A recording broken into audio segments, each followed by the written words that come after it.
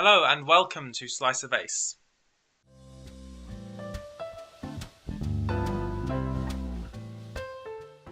This is the third video in my video series on asexual relationships. If you haven't watched the second video, it is linked to this one, so I recommend that you watch that first. So I will put a link to it in the description and up here somewhere. That being said, let's get on with the questions.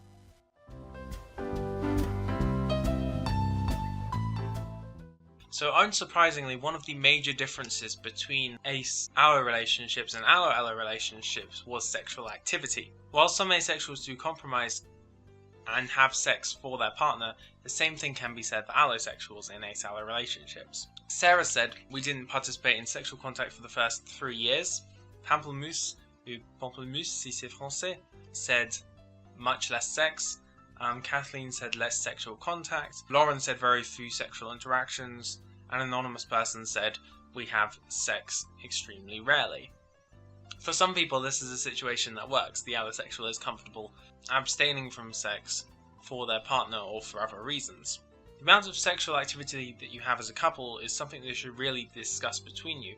And for these couples that I mentioned, having no sex or very little sex is a solution which works for them, but for other people, maybe that isn't ideal.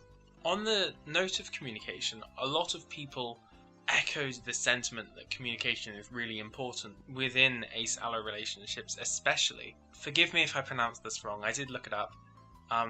Neve Said, "I feel like the relationship is different to an Allo-Allo relationship because there is a huge need for communication and expression of feelings to try to balance the difference in desires.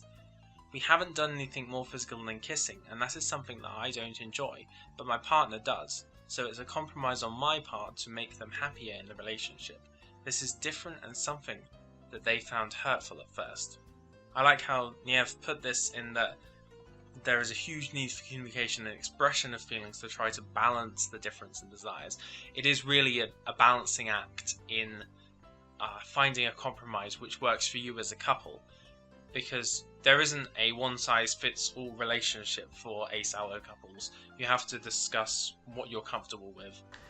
Anon K said they knew I was ace before we got into a relationship and had some misunderstandings about what asexuality meant. They were willing to learn and accepted what I said. I'm sex favourable, but it's a long-distance relationship. So while I'm okay with having sex during the times I see them, I have warned them that if we move in together, I might not want frequent sex. So there's a couple of things I want to say here. It is maybe difficult for the partner in this situation to understand that they won't want frequent sex, because if you think about a long distance relationship, you're not seeing each other very often. And if every time you meet up you're having sex, even if that every time is once per month, the expectation grows that every time you see each other you'll have sex. I think you'd need to distance yourself from that idea, and instead of thinking we have sex every time we meet, instead think we have sex once a month, which is a completely different idea. If your partner says, "I won't want frequent sex," there is no misunderstanding there, and you can't expect for them to change and their sexuality to change to accommodate you. Almanac said, "It is a lot of explaining as to why making out and groping were not sexual but romantic. A lot of mixed signals which needed to be interpreted." So this is something I'm empathetic to. So this is something that I can understand. I consider myself quite a romantic person, and I feel strong sensual attraction towards people as well. So I do enjoy kissing and making out and sensual touches, which in most cases would be considered sexual, like Almanac said. But it's important to be clear about where the distinction lies between sexual and romantic for you personally, because it will be different for every person. Finally, an anonymous person said, "I think we are much more open with talking about sex. We need to make sure both of us is getting our needs met without hurting the other person. My partner basically would have sex all the time, but I would never have sex if he didn't want to, so we both have to compromise." This is once again just going back to that point of there is a disparity between the sexual need and desire of an allosexual and an asexual in a relationship. So you do have to balance that and find a solution which works for both people in the relationship. Unfortunately, not all relationships are perfect, and some people can feel entitled to sex in a relationship. It is important to realise that it isn't the responsibility of the asexual to compromise solely for the allosexual's benefit. It is a balancing act between the allosexual and the asexual to find something where they are both happy and content in the relationship. Liz said, "I was constantly being pressured for sex. He was abusive and I was not allowed to say no to anything, sexual activities included." To be honest to you, to put that bluntly, that sounds non-consensual, that sounds like rape. I don't want to get into this too much because it's quite a heavy topic that I feel deserves its own time, but sex is a very intimate activity, is a very vulnerable situation to be in, and if you don't want to do it, don't do it. Trust me. An anonymous person said, "I felt pressured to be sexual because my ex-partner kept bringing sex up. He placed such a high emphasis on sex, stating things like a relationship without sex is just a friendship, and sex is the highest form of intimacy two lovers can have." And then later on said, "My experience dating this allosexual has made me scared to date an allosexual ever again." This is really unfortunate, but I know that it does happen. To some people, sex is the epitome of romantic expression, but that doesn't mean it is for everyone. People have different ways of expressing affection and love, and it is important to find someone with whom you can share that affection in the way that you want to. On the other end of the spectrum, some people said there are no differences between an allo-allo relationship and an ace-allo relationship. Lara said there are no principal differences. The only thing that might be different is that I'm a bit worried that I can't make my partner feel as good as they make me. And yes, this is a very worrying thing for a lot of asexuals, because you can be satisfied with a non-sexual relationship, but you worry that your partner might be lacking something by being with you and that you're taking something away from them by being with them. But at the end of the day, it's their own choice, and as long as you're honest and open about what you want in the relationship and what you're comfortable with, then the final decision on whether they want to stay in that relationship is up to them. Danielle said, "I don't really feel like it does differ from allo relationships. My husband gets sex whenever he wants it, and he's of course happy with that. Our sex life is very sparse since he's not overly sexual, but our romantic relationship is great." This is an example of just very good compatibility between the two people, obviously, and it's great that their relationship and their marriage works. A lot of asexuals will be happy having sex. They don't have a problem with it, and whilst they don't feel sexual attraction, it doesn't stop them from being sexually active. Another thing that was mentioned was about sex aversion. I realise I haven't spoken about this maybe as much as I should have done. Let's start it by going through someone's response related. Holmes said, "I'm repulsed by sex, so it was off the table from the beginning.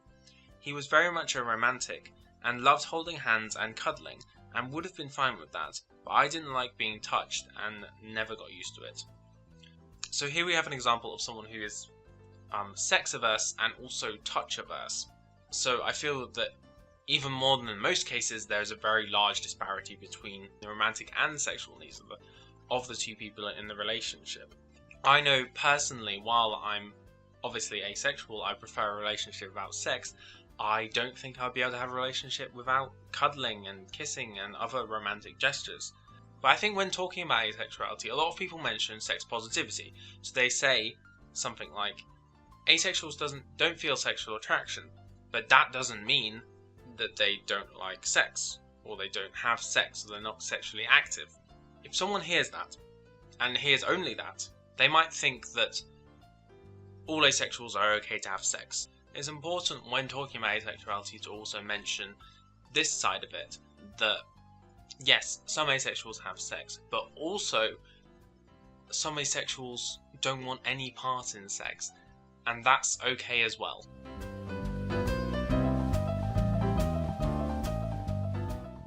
On my video on ace relationships, I actually asked a similar question in that survey, and what I did to collect the responses was make a word cloud, which you can see here. I don't know if any of you liked it, no one commented on it, but I like word clouds. They're visual and pretty. I did another word cloud for this one, and I found out you can get word clouds that are shaped like cats. But anyway, here is the second one. So, the highest words are things like relationship, advice, sex, and then communication, which I spoke at length about the importance of communication last time I did the word cloud, and I have spoken about communication so many times in this episode and the last episode, because I do think it is a very important part of relationships, especially in Ace-Allo relationships, where there is this disparity between the sexual needs of the partner. And to finish it off, I'm going to read one of my favourite responses from that question. An anonymous respondent said, I would say if you are ace and interested in someone you know is allo, be forthcoming with your standing and comfort level when it comes to sex. Don't feel you must compromise because that's the expected thing of an ace partner, because some allo partners may surprise you and be willing not to partake in sex themselves. Most may not, and it's okay to not be with someone because you're incompatible. But don't expect or assume anyway. Always communicate. I guess that's my common advice that works for any relationship. Be open and communicate your wishes, and don't feel pressured to compromise on sex if that's your hard line, as I see that's often expected from aces in allo relationships. So, I liked this one and I highlight this one because it really encompasses everything I've talked about in this video. Okay, I think we are finished for today. Like I mentioned at the start of the video, this is the third video in my asexual relationship series. The next and final video in this series will be coming out a fortnight from today. For people outside of the UK, that means 2 weeks. 2 weeks! That video will be on non-traditional relationships, anything which isn't encompassed under romantic monogamous relationships. This can be things like polyamory, queer-platonic relationships, open relationships, etc, etc. If you have anything you would like to contribute to that video, I will not be doing a survey, but you can comment below and I might mention it. If you enjoyed this video, then please leave a like. I post videos every Saturday, so if you enjoyed this content and want to see more, then feel free to subscribe. That is all I had to say today. Have a wonderful day, and I shall see you next time. What are you doing? I don't know. Which is ridiculous, because witches, they were persecuted, wicked and lovely, from women power, and I'll be over here.